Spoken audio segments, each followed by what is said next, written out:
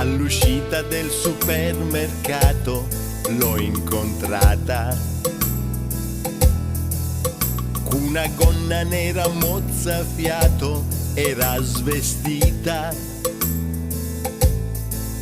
Mi è sembrata dolce e indifesa, le ho portato i sacchi della spesa e mi ha detto con la voce sensuale: Sarai tu il mio maiale. Brrr.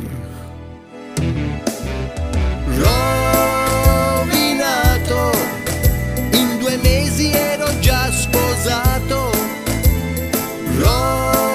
Rovinato, 4 figli e suocero malato.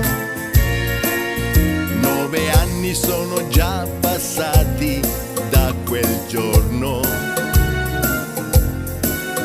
ma una sera la sorpresa a casa al mio ritorno.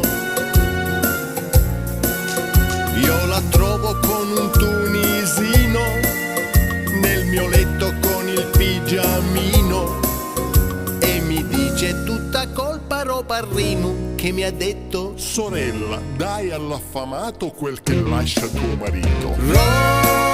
rovinato e mantenuto